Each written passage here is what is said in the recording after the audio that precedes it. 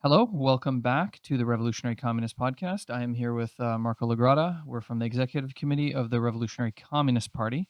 And yeah, we are, not surprisingly, I hope, we are here to talk about the Canadian election. The election just took place on Monday.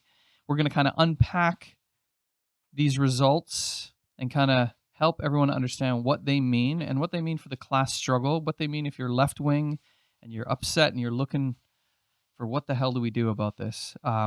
Yeah, we're here to discuss the election. So I guess maybe we first just start off with, um, well, the main result. We have Mark Carney won, the Liberal Party won.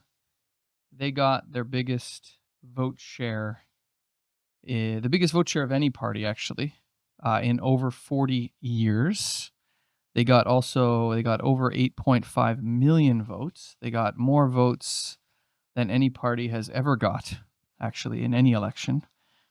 Um, I guess the main question maybe we should answer is why? Is this because Mark Carney's just the most amazing politician that we've ever seen? Is this because he's putting forward just the best policies ever that everyone rallied behind? Um, I don't know, Marco. You want to try to help us understand why he had this really record vote? hmm I mean, I think the first point to make is, who is responsible for this election result? And I think it's not Mark Carney. I think the man who's responsible for this election result actually doesn't live in Canada, lives in the United States. His name is Donald Trump. And actually, Trump has taken credit for what's happened in the Canadian election. I think either he gave an interview or made a post the other day, He tweeted it. tweeted it, Yeah. and said, "Listen, the liberals were, dead in the water, a few months ago, and then I came along, trade war, talking about, making Canada the 51st state, and suddenly they made a huge jump in the polls." And so actually, Trump himself was taking credit, but I think what he's saying is correct, broadly speaking, that uh, there was two major issues in this election. There was the trade war relationship with the United States, and then there was the cost of living. And I think for the people who voted for Carney, the trade war, Donald Trump was the issue in this election. And, whether we like it or not, Carney was seen by a large layer of the population as being the man to deal with that crisis. Now, whether or not that's the case, we'll deal with that later. But the fact is, it really has little to do with Carney the man. Carney the man is, I don't know, you've listened to him speak, I've listened to him speak. He's not the most enthusiastic person. He's a very boring character. It seems like a technocrat. Technocrat. Governor of two central banks, Goldman Sachs executive, Brookfield executive. Just a really, really boring guy. But he draped himself in the Canadian flag. He got Mike Myers to endorse him. He did that election ad where they're Yeah. talking about the tragically hip, Bud the Spud, Mr. Dress Up, and used that to his advantage. And I think that more than anything is the reason we got the election result that we got. Yeah, so I think just following off of what Marco was saying there, yeah, this is really the result of the intervention of Donald Trump. Ultimately, if everyone remembers, not so long ago in January, actually the conservatives were ahead of the liberals in the polls. By some polls put them over 25 points ahead. It looked like we were headed for an absolute bloodbath and a landslide for Pierre Polyv. Was going to form a government that would be a large conservative majority. They would win the most of the seats in Ontario, even probably would have had a big breakthrough in Quebec. And then the intervention of Donald Trump, the trade war, his threats of annexation, completely shifted the dynamic of the election in very short order. Yeah, wasn't there even like the Economist talking about how this was the biggest turnaround in fortunes for a political party in modern electoral history. I actually have the quote here Okay, yeah. because I What did they say? think, and just to comment on that, because this was a huge comeback. Like when we talk about sharp and sudden changes in the political situation, this is what we mean by that.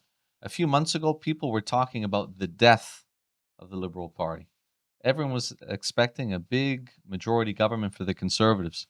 And literally in the span of a few weeks, they managed to turn the tables in a dramatic fashion.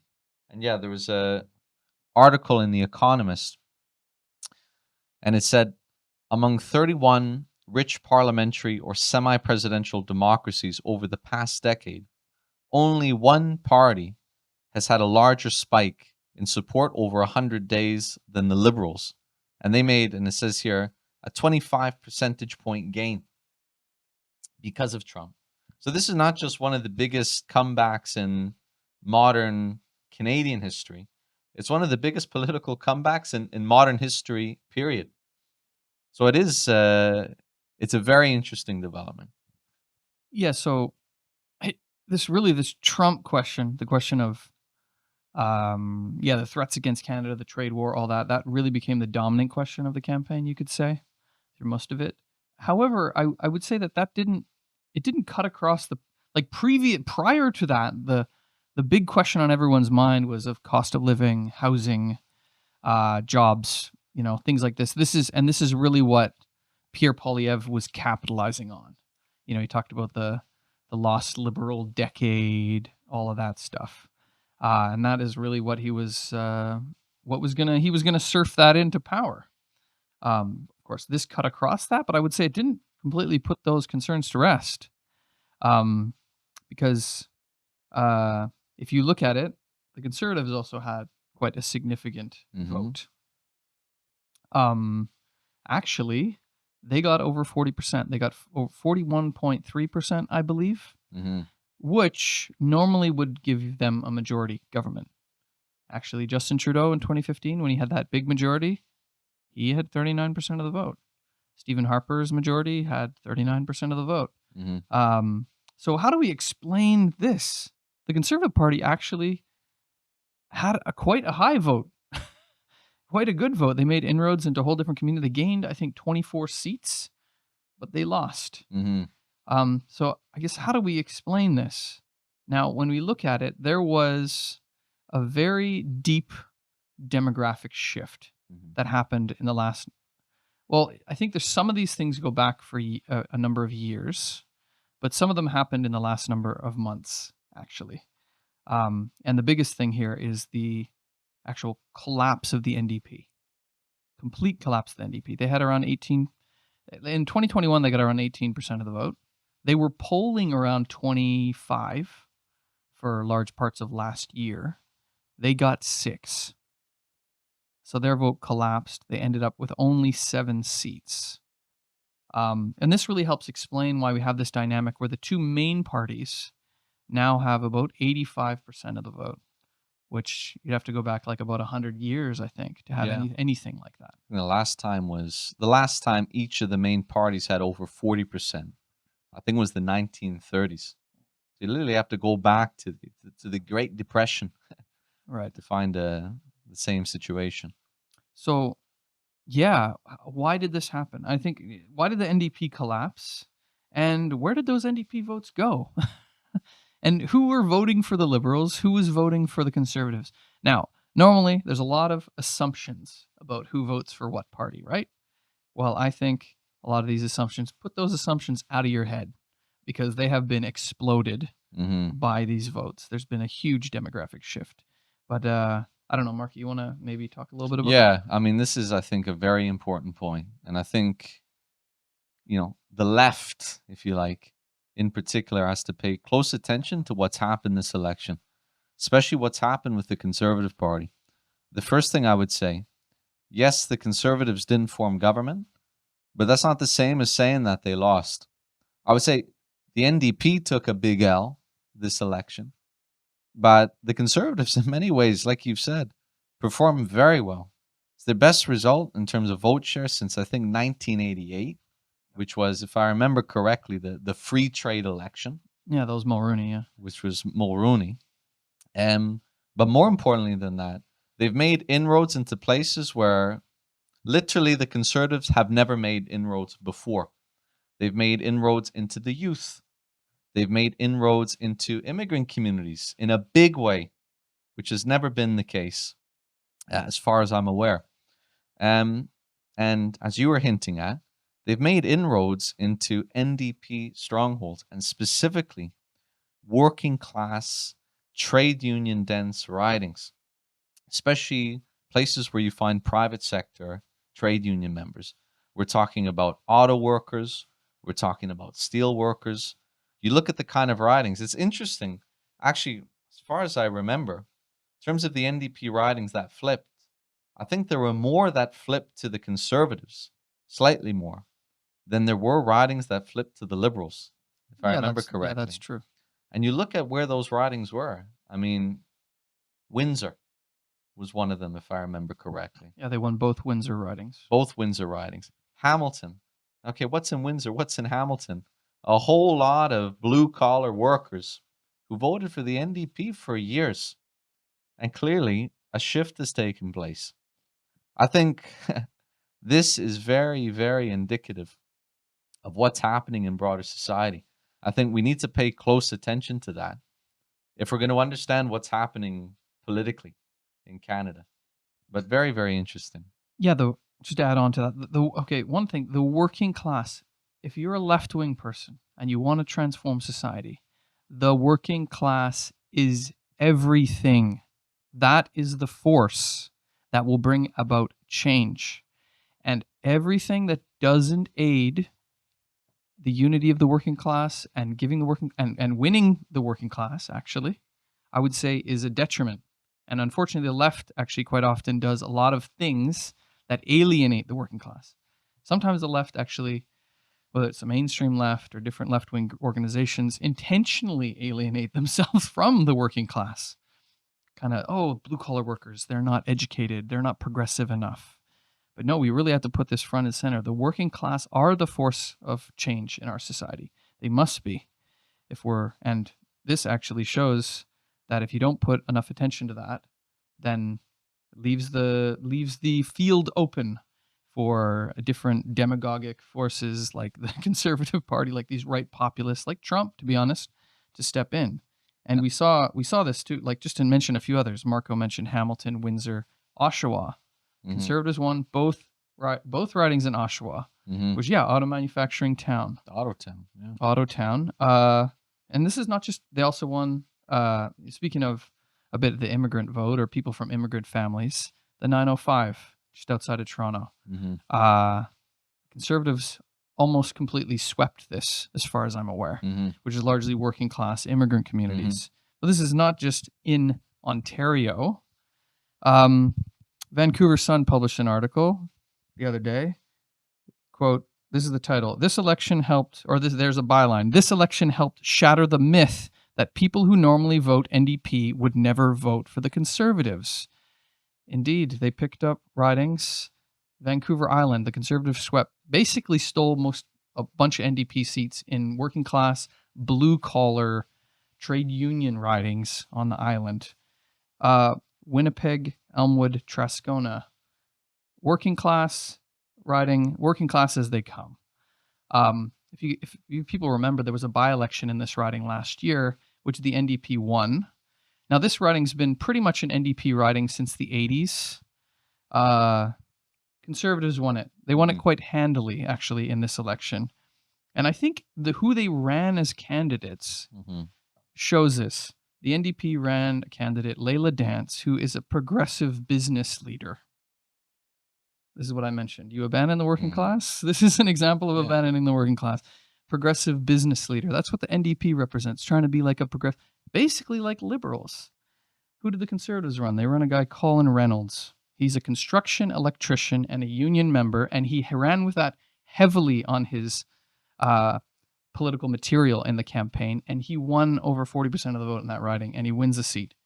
I actually did a video the other day, and someone who had lived in that riding most of their life, an older person, commented saying, I just think we should quote this because they said, "I never agreed with a Marxist analysis until now.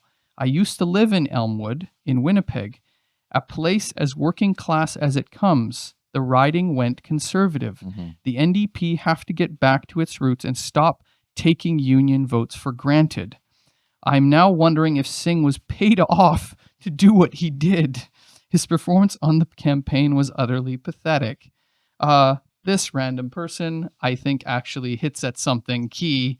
The NDP took these votes for granted and actually was pandering to, like, basically trying to, I don't know, actually, I don't know what they're doing, but their whole strategy was to basically adopt liberal style politics and bend to the liberals, Mm-hmm. which alienated these working class communities.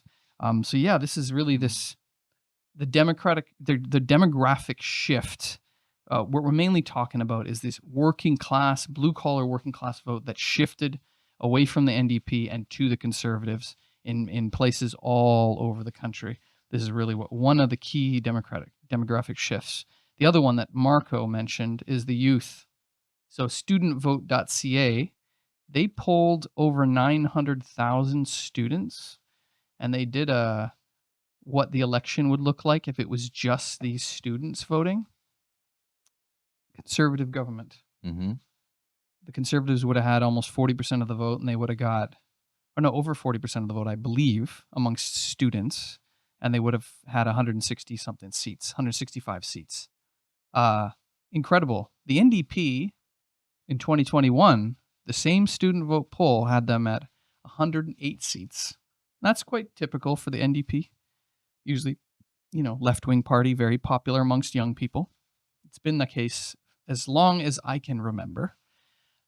This election, the NDP only got 13 seats, studentvote.ca. So again, a big demographic shift amongst the youth, which I want to underline. I think that's extremely significant because, to get back to what we were saying about class, Mm-hmm. class is the fundamental dividing line of our society. It's not age, actually. A lot of people, okay, boomer, if everyone remembers, a handful of years ago, the older people were tending towards the right, and all the young people were very progressive and left wing and stuff like that. That's not necessarily the dividing line. Actually, there is a section of the youth, because the left has abandoned them and doesn't have any solutions, has moved to these right populists, and that's one thing that we saw in this election. But yeah, maybe another point in the demographic shift was and I think this is an important one because a lot of people on the left, I've talked to some people, they say, oh, this conservative vote, it's just like white supremacists or racists or something like that vote for the, kind of like the Trump types. It's all white people. But there was a big shift, and there has been ongoing for a while now, but in this election we saw it in the vote from immigrant communities. So I know, Marco, you had some information about that. Do you want to maybe talk about that? Well, I think this is very interesting because, this whole idea that if you voted for the Conservative, you must be a racist or, an old white guy. That wasn't the case in this election. Okay, maybe there were some. But it seems like, I came across an interesting study, which was, where is it? Here it is, from UFT, where they were looking at the federal election results and looking at how different parties performed, particularly in immigrant-heavy ridings. And I can't show it to the camera, but essentially, since the 1960s, it's always been the Liberal Party, which has overperformed and done well in immigrant communities. And this goes all the way back to, Trudeau Sr., Well, that's their bread and butter. the policy of multiculturalism. They were seen as the party responsible for bringing in large waves of immigrants. And so they had a certain hold on immigrant communities, you could say, for a long time. But that started to change around the 2010s. From what I'm seeing, this data that I have here is for the GTA. So obviously it's a bit, it's not the full picture. But according to this, the Conservative Party performed better than any other party in ridings that have heavy concentration of immigrants. The Liberals collapsed. If you look at the graph, it essentially goes like this. The Liberals, over the years, the Conservatives move in the opposite direction. And I think you can fully understand why. First of all, the conservatives were not running an openly racist campaign. I think that's a huge exaggeration. I see these comments from the left. Like I saw one person say, "Oh, he wants trans people dead." I don't recall him Okay. saying that. He is a reactionary, Yeah. but so is Mark Carney when it comes to oppressed groups. And I don't remember him saying that. I don't remember him smack talking immigrants. In fact, what I remember him is talking up immigration, right? You know, so I think we have to have a balanced view of these things. But the main reason is that, and this also comes to the youth, and the youth is important. The last poll I saw had the conservatives at 50% with the youth, or just below 50% with the youth, whereas the liberals are at somewhere around 30%. Mm. The left needs to take a serious look at this. The fact that 50% of young people are saying that they're going to vote for the Tories or did vote for the Tories, we need to take a serious look at why that is. Now, I don't think it's that suddenly everyone's become racist and reactionary. I think that's the wrong way of looking at it. Polyv, in his own opportunistic way, is true, talked about class issues and actually talked about the working class. For a long time, people were even allergic to the word working class, even the NDP. There's a middle class, the Middle middle class, class. the middle class. Just this amorphous term that meant nothing. He talked about the working class. He talked about going after the gatekeepers. The financial elites. Yeah, he talked about, kicking out corporate lobbyists. He talked about, his most recent slogan, the have-nots and the have-yachts, and these sorts of things. Boots, not suits, and other workers and not CEOs. That resonated with people. Including a large number of immigrants.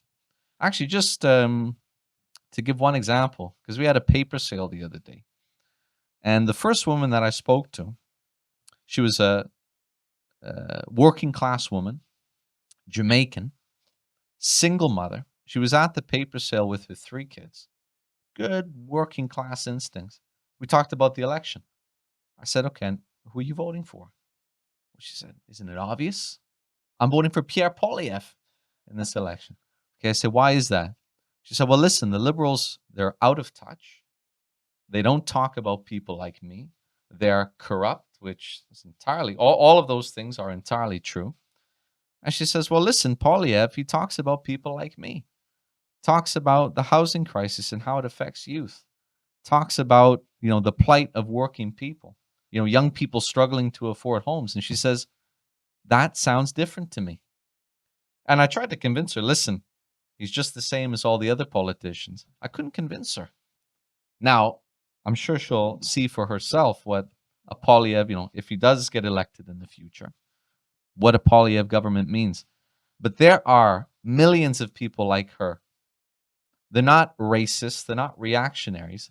They hate the liberals, rightly so. And yes, what Polyev has said has touched a nerve. That is the reason. And if the fact that the left is going, or people on the left are going around and saying that, "Oh, reactionaries, racists voting for Polyev," shows that these people don't understand the working class at all. They're, in their bedrooms contemplating things, but they're divorced from reality. I think this more than anything reveals that. I have to say one thing too. I'm from a small town, and I think for a lot of people in a big city like Toronto or Vancouver or Montreal, sometimes it's difficult to understand real blue collar working class communities. There is a contempt in working class communities and blue collar working class communities for sanctimonious big city liberals with their university educations coming down waving the finger. And as the left, we shouldn't be leaning into that at all. We shouldn't be playing into that, because actually some of their instinct, actually a large part of that working class instinct is correct. Actually, it is correct. Yes, it's a bit raw, but we can play into that anger. We can actually tap into that anger, right? And when the left should be channeling that anger and not dismissing it. I think that's actually very clear. That was this case in the United States. Hillary Clinton, Joe Biden, these liberal establishment was dismissing this working class anger that Donald Trump was tapping into, which, what did it do? It led to that. Actually, it allowed him to actually further capitalize on it. So those people that say, yes, I agree Carney's not good, I've heard this, but we had to vote Carney to block Polyv because he's the greater evil. This is this lesser evilism thing, right? I've heard this. I heard this whole election.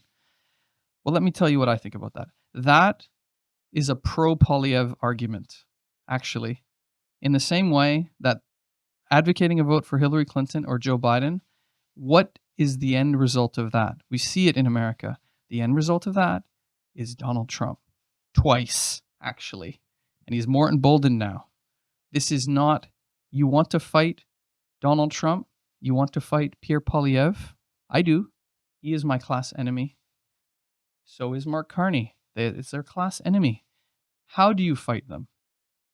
You don't fight it by supporting the other evil. I won't say lesser, or I won't say lesser evil. I will say other evil. Actually, these are both capitalist politicians and both capitalist parties. So yes, for example, the anger that public sector workers have against Polyv because they worry that he's going to lay them off is totally justified, and we sympathize with that. But the anger that blue-collar workers have against someone like Mark Carney, who's been at the center of world finance capital, who's actually decimated their lives, who's been involved in companies that have speculated on the housing market, is also justified. So what you have here is two capitalist options, neither of which is an option for the working class. So supporting Mark Carney is actually, and actually we'll see, what I predict is that this government is going to be unpopular, is going to be very unpopular. And actually, everyone who voted Carney is in for a rude awakening. It's going to be a very unpopular government, and Polyv is going to be well placed to tap into that anger and actually take power in the next election, which we can get into in a minute. You Just make a comment on that about the United States, because it's the same process playing out here that played out in the American election. Because Trump's second term, you saw a big swing to Trump from people that you never thought would vote for Trump. But Latinos, I think it was 50% of the Latino vote that swung to Trump.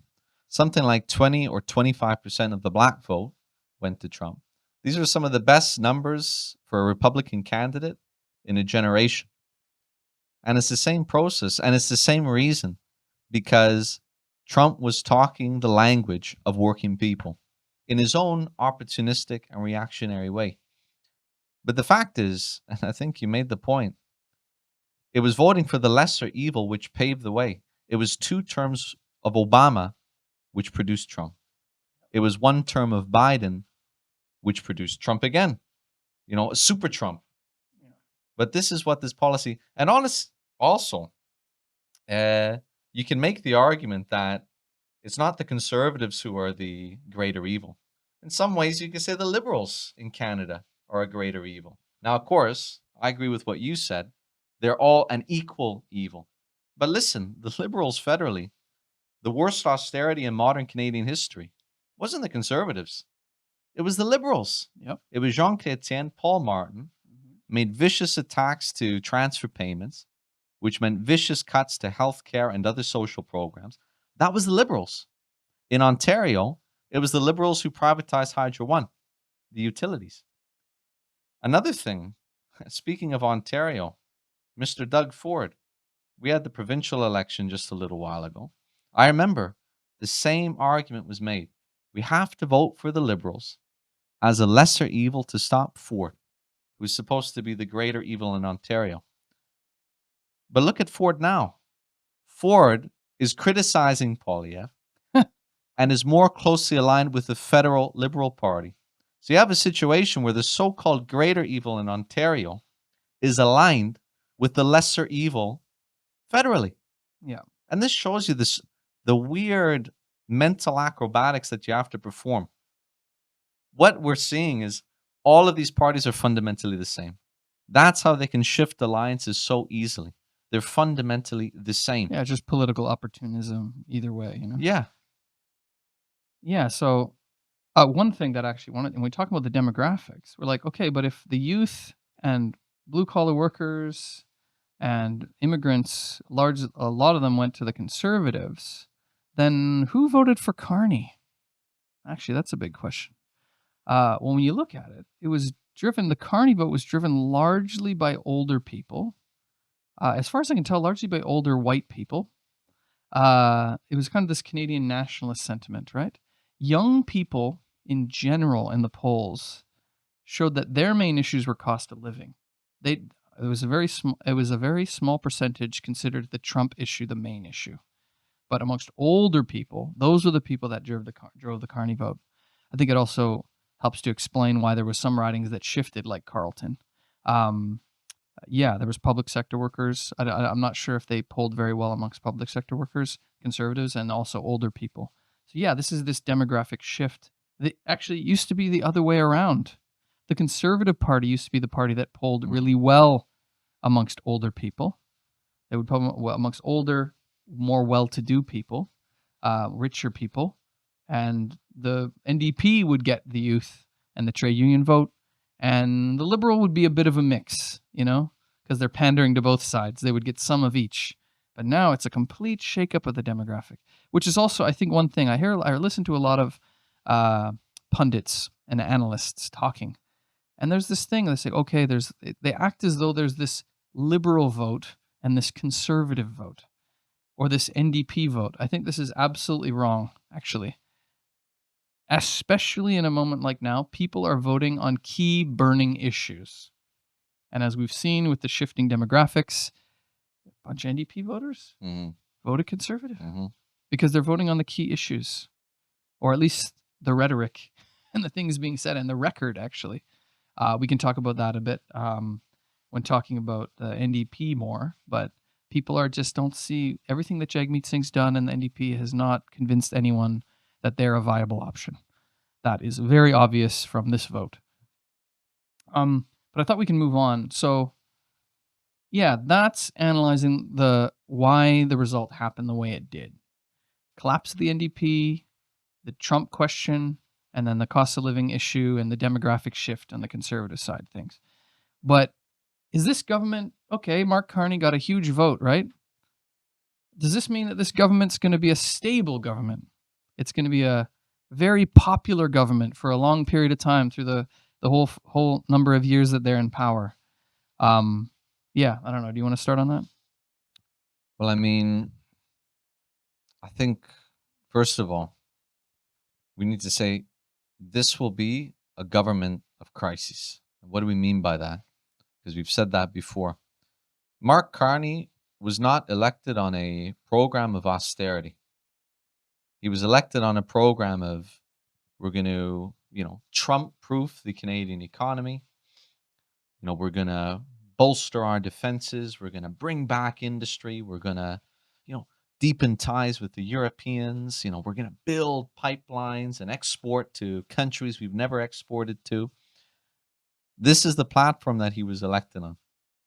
None of this he's going to be able to accomplish because the Canadian economy is incredibly, incredibly weak. The trade war has not been resolved. You still have Trump south of the border, who's going to be making massive, massive asks of the Canadians, starting with probably defense spending. Like Carney's talked about hitting 2% within the next few years, which that alone is going to mean tens of billions of dollars a year. I think he said $31 billion over 4 years. $31 billion a year. And of course, where's that money going to come from? It's going to come from you and me and our services. But 2% is not enough anymore.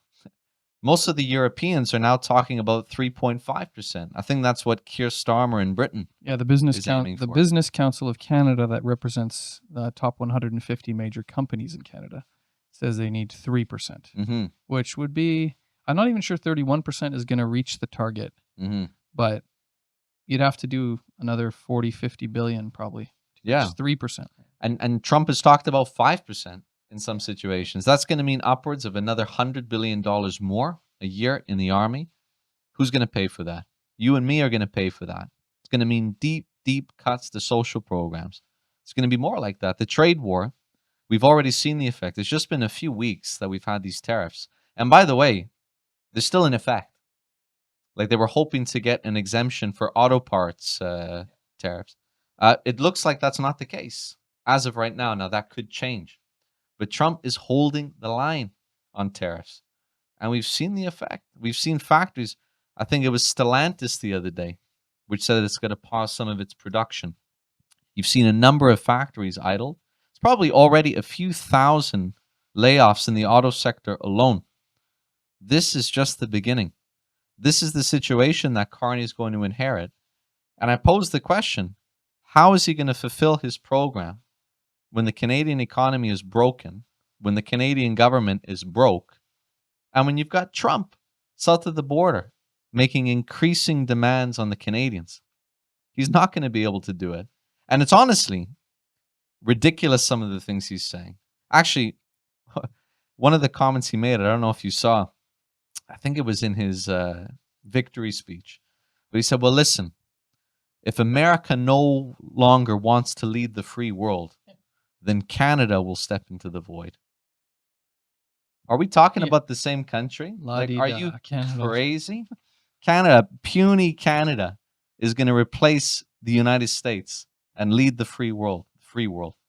This is absolutely bonkers stuff. One point on that. The reason why America was leading the free world was, okay, let's put aside the bullshit myth there. They were imposing their will on the world. Why? Why were they able to impose their will on the world?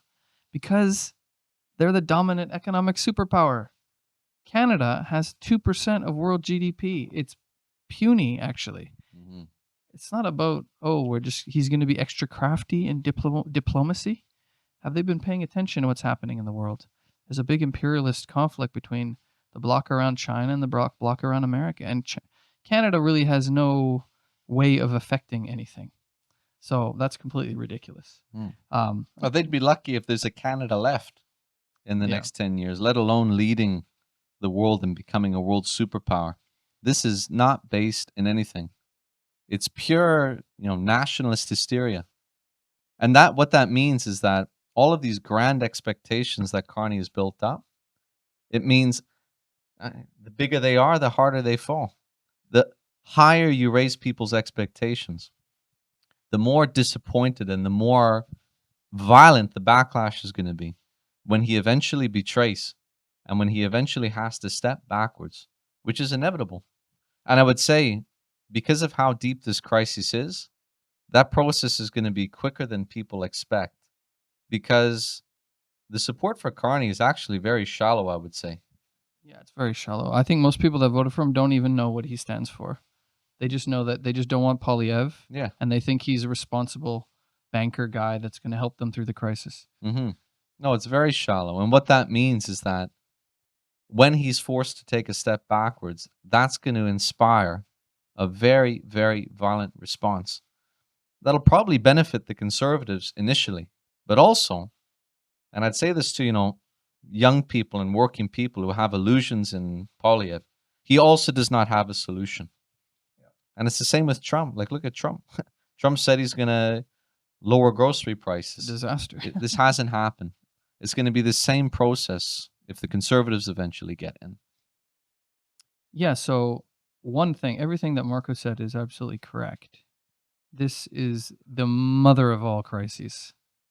And neither Carney or Polyv have a solution, because this is a crisis of the capitalist system. And the crisis of the capitalist system is ultimately a crisis of overproduction. And this actually helps explain why Donald Trump is enacting tariffs. Because it's, we're subsidizing you. That's what he says. We're subsidizing you because basically America buys more from Canada than Canada buys from America. So what does he want to do? Put tariffs so that America, instead of having trade deficits, can have trade surpluses, so they can sell their products to Canada, to other countries, to export unemployment and their problems to Canada and other countries. He said so much. He said he wants the auto manufacturing jobs to move to Detroit. to move to Michigan, basically. So yeah, they don't have a solution for that ultimately. So yeah, the future here is one of crisis, and then I think connected to this, political instability. Hmm. And yes, on that point, Mark Carney does not, even though he got a record vote, he does not have a majority. Actually, one seat flipped the other day. He's at Hmm. 168 now.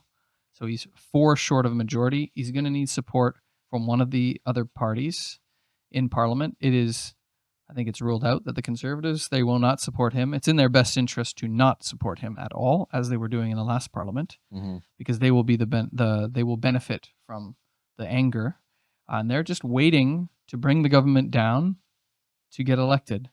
So who will prop up this government? I saw actually Elizabeth May from the Green Party said she would be prepared to join the government or support Mm. one seat. One seat. This is not going to solve anything. So Good old Liz. Yeah. the only actual options here is the NDP or the Bloc Québécois, ultimately. And yeah, on the NDP, they have 7 seats. They could do it. They could work with Carney. But what was the result of them propping up the Trudeau government with the supply and confidence agreement? We've seen the result. I think a lot of people are questioning whether or not that was the right move. Uh, yeah, so I'm not sure they're going to do that, although I don't know, man. I think a lot of NDP strategists Hmm. are really that daft. And I That would just add to that because, yeah, there's been reports that there's already been very intense discussions with the Conservatives and the NDP by Carney to try and persuade some of their members to cross the floor. Oh, really? Okay. And just, I would comment about the NDP. To be honest, from the standpoint of the NDP bureaucracy, given how far to the right they've moved over the last few decades, there is a certain logic to them making that shift. In Yep. fact, I wouldn't be surprised if you have 1 or 2 or 3 or 4 of them making that shift, whether that's formally joining the Liberal Party or again forming some kind of de facto coalition. But I would pose the question, politically, they're almost identical. So Yeah. why wouldn't they? What's the You difference? share their program. In some cases, what the Liberals were saying was to the left of the NDP, especially on the question of housing. Yeah. So there is a certain logic here. And, if people who are NDP supporters and maybe are distraught by that, you and I were members of the NDP once upon a time. Um, this was paid for by the betrayals and the mistakes of the NDP bureaucracy. You get what you deserve. This was the result of the coalition. And I know they said, oh, but we got, some measly crumbs on pharmacare, some measly crumbs on dental care. You propped up the main party of Canadian capitalism and you went down with them. That's why you're in this situation. That's why we're here. And actually, Jagmeet Singh has said now he has no regrets. And he said that because he could have brought the government down at any time last year, but that, and this is actually a form of lesser evilism in the Canadian Yeah. version, because he said that would have led to a conservative government. So he had to do everything in his power to keep the Liberals in power as they just rearranged things to get a new leader so they could prepare to run again. So basically, he didn't want the conservatism so bad that he was prepared to sacrifice the NDP. And he just said he has no regrets. This is where this leads you. This is where lesser evilism leads you. And we're going to see what Mark Carney does. And that's ultimately, you could say Jagmeet Singh's in the main responsible for that. But yeah, they've learned absolutely nothing. But yeah, maybe they will. Maybe they will. We'll see what happens. There'll definitely be some soul searching in the NDP. This isn't the first time they got a low vote. They did have a really low vote. They had 9 seats, I think, back in the early 90s when Jean Chrétien swept power. And that there was a debate inside the party, and they did ended up coming back again. But I don't know. This is really bad. They lost the working class vote. They lost the trade union vote. They lost the youth vote. So there'll be big questioning on this. Before we get into that, I do want to get into more of like kind of the future of the NDP and the labor movement and the left, because I think we can end on that. Mm-hmm. But yeah, the another question I think we need to just briefly touch on is the Bloc Québécois. Blanchet, the leader, has said he's open to working with the Liberals, Mm. because the threat of Trump is so bad, right? Um, but I mean, this is possible. It's possible. I think that would be the first time that that ever happened. That the Bloc Québécois, which is a Québécois nationalist party, works with or props up or forms government with, or whatever the form of it is, the Liberal Party. That's the main Federalist Party that they've been fighting against ever since the 1967. Well, the Bloc ever since the 80s, but the nationalist movement ever since the 60s, 70s. So already PSPP, the leader of the Parti Québécois, criticized Blanchet, saying, no, we don't do this. This is betrayal, basically, he's more or less calling it. So it would be very difficult for them to do that without having major political blowback in Quebec. Also, another issue is Carney says he wants to make Canada into an energy superpower. He wants to build an energy corridor from east to west to get actually Alberta oil to different markets in the main. And this is a big question because Canada exports, I believe, 93% of its oil and gas to America. So if you want to reduce the dependency that Canadian economy has, you're going to have to do that. I believe there's 4 pipelines that go to America from Canada. But how are they going to do that? How are they going to build these pipelines? This is a big question, especially if you want to build one east, you're going to have to build it through Quebec. Energy East pipeline was already a plan that they had that was under Trudeau. It was scuttled because of opposition. And in Quebec, if you know anything about Quebec politics, it's almost unanimous, the rejection of that on environmentalist grounds. And the Bloc opposes it as well. So this will be very difficult for them to do. But then if they betray on that, they'll piss off Alberta. Danielle Smith is already, the premier of Alberta, has already warned Mark Carney, don't form a government with these parties. But if that's the case, and she's threatening a national unity crisis on that basis, if that's the case, he can't form government. He can't rule. So this is not going to be a government of stability. Absolutely will not be a government of stability. So and just how long it will last, we will see. I highly doubt it will go 4 years. The Trudeau government had a deal with the NDP, and it did not last 4 years. So in this time of crisis, with such burning questions to be resolved that I don't think Carney can resolve, it'll be very difficult for him to have any semblance of stability. But yeah, you wanted to say something? just wanted to add, quickly on becoming an energy superpower. And yeah, excuse the pun, but that's a pipe dream. It's absolutely ridiculous because, I mean, you've already mentioned the political obstacles to that. Yeah. You would create a kind of national unity crisis. It's not an exaggeration. But also, where are you going to get the money? Because the estimate of what it would take to build all these pipelines, I think, is something in the ballpark, $200 to $250 billion. Yep. And even then, it's expensive to send oil and gas overseas. The private sector has said that they won't build the pipelines. Yeah, they say, oh, yeah, well, the government can build it. But if the government builds it, we're paying for it. And also, again, I'll believe it when I see it. Even if they can somehow scramble together the money. It takes them 5 years in Toronto to install a freaking elevator.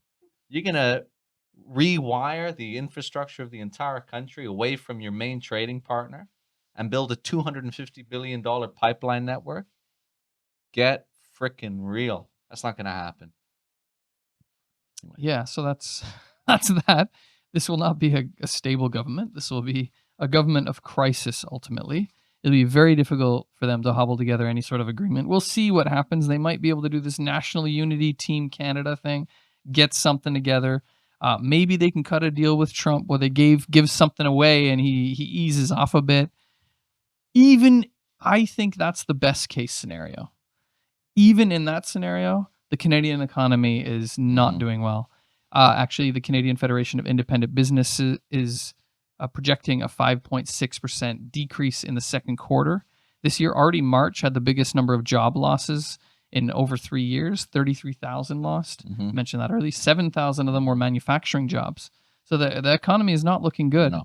All the predictions are that we're going to have at least a major recession this year. And that's, Trump said he paused some of the tariffs until January 1st. This is not going away. We'll see what happens. So yes, this is not going to be a stable government. What that means, we got to prepare to fight. We got to prepare to struggle. And the big question is, what do we do? Well, if you're a left-wing person, if you're upset maybe about the NDP result, the collapse of the NDP vote, If you're not happy with Carney, you're not happy with Polyv, you're looking for something. Well, yeah, what do we do? I guess that's the big question. I've seen lots of people post like, "Oh, we need to there's a crisis on the left." We did a podcast. I did it with Julien, another comrade, about the why is the left so lame. When is that? Like a month and a half ago or so. Mm. And that was one of the most popular podcasts we've ever done, because everyone can see that there is a crisis in the left. In many ways, this election just cements that idea. So everybody knows something is wrong. We have this massive crisis of the capitalist system. We have big job layoffs on the table. Some of them are already happening. You have cuts to social services. Actually, Carney did not run on austerity, but he did say he would find $28 billion in wasteful spending efficiencies, which is just a euphemism for cuts in social services. This is should be the period when the left shines. Yeah. It should be the period where the left and the working class is angry. We can see that with the voting. The working class is angry and are looking for a political voice. So the question is, what do we do? Yeah, we do need to rejuvenate the left. We do need to rejuvenate the labor movement. But what are the main lessons from this? I guess we can maybe I think we should end the podcast on that. But yeah, you want to say a few words, Marco? I mean, I think the key point is that, yes, the liberals are having a moment right now. But as you said, all of that anger that existed before that propelled the conservatives to 45% in the polls, that is still there. And it's especially still there with young people. Actually, I have it here somewhere, but it's interesting because when they asked people over 55, which was the demographic who voted for the liberals, what the main issue is, easily they said it's the trade war. But that was not the case with people under the age of 35. It was much further down the list. What were the top issues for those people? Cost of living, inflation, housing, all of the same stuff. None of that has improved. All of that anger is still there. And it's going to be looking for an outlet in the next period. And I don't think the NDP can provide that. I mean, yeah, we've talked about, okay, what will happen with that party. Not in its current form. Not in its current form. I'd also say it's possible that you could see explosions and movements and even new parties outside of the old formations. At a certain point, yeah. Anything is possible. But either way, those explosions are coming. And we do need to build a left, but we need to build a genuine, fighting, militant left. And this is what we're doing. I mean, obviously, we're still a very small party, but the fact is there's tens of thousands of especially young workers who are looking for something different. They look at, yes, a lot of people voted for the liberals and conservatives, but also, don't forget, a lot of people did not vote. Especially there's a lot of young people who did not vote this election and who look at all the parties and say, you know what? They're all crap. They're all the same. They all need to go. Those people are looking for a home. Those people are looking for something different. And I think a party like we're building, which does talk about class struggle, putting power into the hands of workers, there's a home for people like that. We need to organize people like that so we can actually present working people with an alternative. Right now, we're too small. Most people don't even know who we are. We're not arrogant. We're aware of that. But for people who do want to see a real alternative, we need your help to build it. Because, yeah, we're 700 members. But if you can build to 1,000, 2,000, 5,000, 10,000, then you begin to emerge as a factor within the situation. People start to take note. And that's what we're in the process of building. But we need people's help. We need people to join and help build that. So it isn't just the same revolving door between the libs and the Tories every single frickin' election. Yeah, that's it. I saw a comment from somebody on the left who will remain nameless, who made the comment that, oh, this election, look, all these working class people were going, and young people were going to the right, which proves those people that are saying that there's all these youth that are communists, proves them wrong. That's in reference to us, I'm pretty sure. Well, I think this is actually a complete misunderstanding of one, what we've been saying, and two, the situation of why. It goes back to why are all these young people voting for the Conservatives? And actually, it goes back to kind of, there's been a lot in the liberal media talking about Polyev's tone. It's really bad. He's mean and he's divisive. Well, to be frank, this is actually part of the problem with the left. People, working class people, are looking for someone who's divisive. Yes. Mm. Why? Because society is divided. Mhm. And actually, what does that word mean, divisive? Well, was Jagmeet Singh being divisive when he propped up the Liberals? When he collaborated with the main party of Canadian capitalism? No. That's what we call class collaboration. Class collaboration is a poison pill. And I think one of the main lessons from this election, if the left is going to find its feet again, it has to break from that view. No support for the bourgeois parties. No support for the bourgeoisie, because in the trade union movement, you also have this. Lana Payne from Unifor, the president of the largest private sector union, has been going around with the main bosses of the auto manufacturing, basically kumbaya-ing, joining hands, and we gotta help business. Meanwhile, her members are getting laid off. They're getting reduced schedules. This is not the left. This is not a way forward for the left. No. So first issue, no to class collaboration. For class independence, we need to have a party that fights the bourgeoisie, both the right and the so-called progressive bourgeois, who are actually just lying to you and fooling you. If you believe they're the lesser evil, that means you bought their lies.